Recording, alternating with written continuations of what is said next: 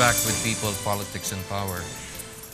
When you speak about Rizal, he fought for reforms and change. And looking at where we are right now, a year ago, the president won, and then he is pushing for change, pagbabago.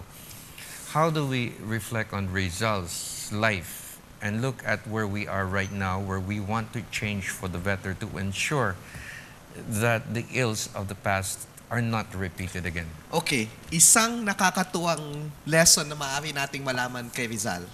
He said, to foretell the destiny of the nation, it is necessary to open the book that tells of its past.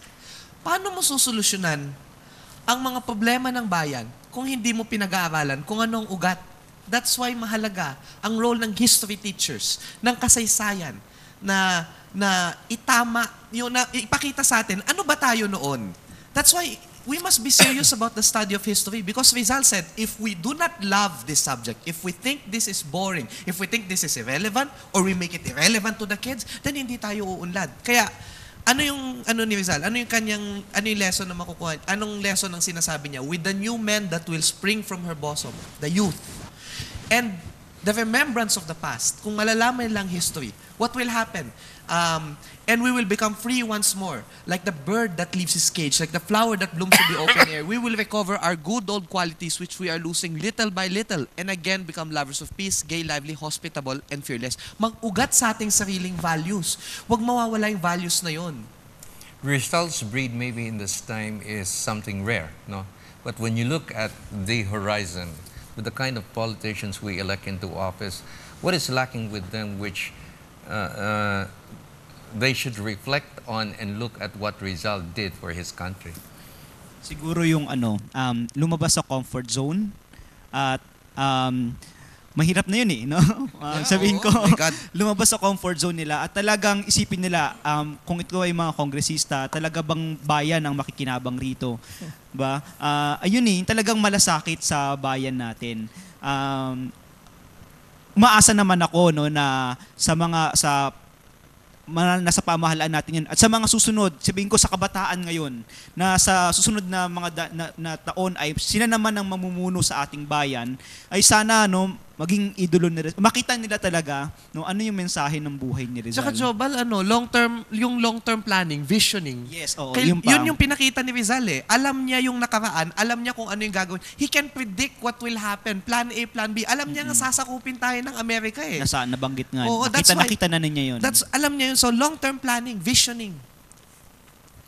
Ako, I think we're talking about it during the break earlier, no? Si Rizal nga, coming back to the introspection, ang pagbabago ay nagsisimula sa sarili. Diba? We were talking about it. And I was looking through the different sites and the different lessons that we teach. No? Maraming lessons to be learned about us as individuals or Rizal as individuals. You can talk about resilience, for example. We can talk about borrowing from the past, as Shao was talking about. Pero yung kwento dun sa Rizal Shrine, no? When we bring to life the story of Rizal Shrines through the eyes of Josephine Bracken, Padre Sanchez, and Teodora Alonzo, no? We see there, when they talk about Rizal, kasi it's not Rizal talking, when they talk about Rizal, we see the transformation of Rizal as the individual responding to the times, no? So ang tingin ko, hindi lang you talk about our politicians, siguro may introspection at dapat may pagbabago na hindi lang nila babaguhin ang paligid nila, kundi pati sarili nila. Don't you think it's also yung pagbabago sa ating mga kababayan kung ang isang politiko ay hindi talaga nagampanan yung dapat niyang gampanan nung siya ay that politician campaigned, and then I think it's about time we teach our people to choose wisely the men and women who should serve them and the country as a whole. Ako, I was just sharing within our organization earlier about the two types of pain. Kasi I cannot naman die for my country the way Rizal did, or I don't think I will, or I hope not. But there will always be a time that it can happen. Yes, but I think we have a different dying to ourselves, no? And I think there are two types of pain, no? The pain of discipline and the pain of regret. Diba? So, which pain do we choose? Which one do we die to? And siguro, if we see that something is not working, we need to be disciplined enough to make that decision, to say, hey, I need to change that. Otherwise, they will just be forever regretting our choices and the choices that we make or the politicians that we choose perhaps. Professor, did it ever occur to you na yung mga estudyante mo, nagtatanong sila na sino kaya sa ating mga binoto, hinalal, ang parang Rizal na handang magpakamatay kung ang isang challenge ay dumarating sa kanilang buhay? Actually, sir, binabanggit ko madalas sa kanila na huwag niyong tignan yung mga nasa labas. Pag dumating yung panahon na kayo yung nakaupo, ang tanong, ano ang gagawin mo?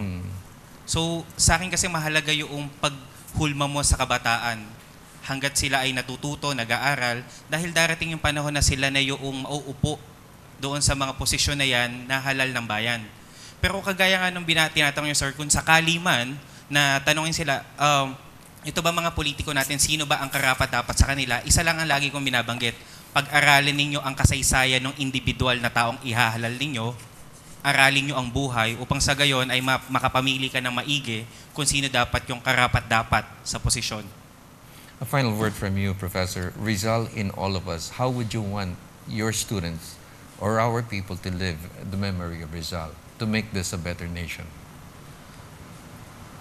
Kung masusolusyonan natin ang mga problema na hinarap ni Rizal nung panahon niya, kagaya ng child labor, kagaya ng prostitution, kagaya ng kakulangan sa edukasyon, sa tingin ko, yun yung isa sa mga pinaka magandang regalo na may bibigay natin kay Rizal sa darating na birthday niya. Kung mag-iisip tayo, babalikan natin ang kasaysayan, solusyonan ang mga problema sa lipunan, isa ito sa mga pinakamahalagang handog na may bibigay natin. How would you want to live your life as Rizal and share it with our young generation? Siguro, connecting my own response and the response that I want to share, ako, focus on your greatest areas of strength and then be excellent in all that you do. I have one life to live, no? And if I can be excellent in the choices that I make and make it affect the lives of others positively, then yun. So for me, coming up and collaborating with teachers, with theater people in Hero Square, even if it's far removed from my own day-to-day experience of working in information technology, I can focus my energies on that and be excellence together with other people. How would you want to live your life and live Rizal and let others live it with you? Siguro yung iniisip ko, sabi ko nga, nung New Year, sabi ko gusto kong maging inspirasyon. Sabihin ko, mabigat siya, no? Kasi kailangan mo maging maayos, kailangan mo maging mabuti. Pero gusto ko na yung mga pinsan ko, yung mga, di ba, kamag-anak ko, mga estudyante ko, sana maging inspirasyon ako sa kanila. Pero positibong inspirasyon, no? Na sila rin ay maging inspirasyon din sa iba. No? At yun, siguro mabanggit ko rin, no, sa pag-aaral, si Rizal ay talagang mahilig, nagpapahalaga sa pag-aaral ng kasaysayan. Dapat makita na dahil kasaysayan itong pinag-uusapan natin na dapat hindi tayo mapako lamang sa impormasyon. At ngayon lumilitaw sa pag-usap natin na hindi information ang mahalaga sa pag-aaral ng Rizal o ng kasaysayan, pero yung formation, yung formative values, formative aspect ng itinuturo natin sa kasaysayan. Dahil yun talaga yung itinuturo natin at dapat matutuhan natin sa pag-aaral ng kasaysayan.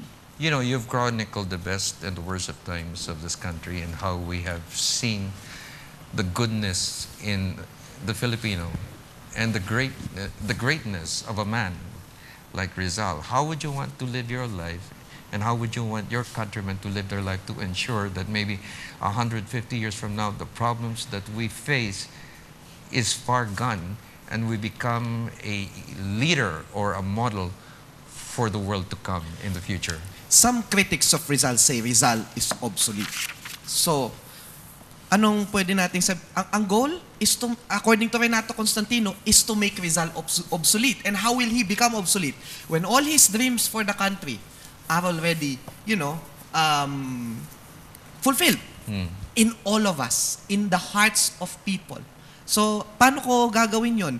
I want to focus on, Tubaro Nilo Ocampo, one of our foremost Rizal experts said, Rizal estilo ko, Rizal Romantic. We want to focus on the love. We can all love eh. The Filipinos' wealth is love. Andres Bonifacio, ang focus ng kanyang katipunan is not to fight Spaniards or to kill Spaniards. Ang una niyang utos ay pag-ibig. And Rizal, undeniably, study all the books. Yung pag-ibig sa lahat ng ginagawa at yung pag-ibig sa bayan na ang lahat ng ginagawang ito ay para sa bayan. So I will be a good teacher like Rizal. Hopefully, I can inspire. I can be the candle that will light other people's lives. That's my greatest birthday candle for Jose Rizal. 150 years. Thank you very much, Happy birthday, gentlemen. I Rizal. think this hour has been very fulfilling, educational, and I hope that we share the same vision he did, and we do hope that we live his life the way he wanted us to build this country. So Freddy, for the young people, Jose Rizal will be Papa P, Papa Pepe. Okay, Professor Xiao Chua de la Salle, thank you. Jonathan Balsama, Professor, the Pro of the Philippine Historical Association. We have Mr. Adoni Albert, convener of the Hero Square in Intramuros. It's a pleasure. And the Professor Wesley Reyes Jose Rizal, University of Pasig, and also the curator for the Pasig City Museum. Is that it? You know, Rizal in all of us is a call for patriots, a call to fight corruption, injustice, abuse, oppression, greed, profligacy, and indifference. Rizal in all of us is a call for the greatness of the Filipino in every kind of endeavor, from the ordinary conduct of our daily lives to the outstanding accomplishments of our individual skills. Rizal in all of us is a challenge to take the fundamental steps that lead towards the excellence of self-actualization until every Filipino becomes a hero. Thank you for having joined us. I'm Freddie Abando. Good evening and God bless.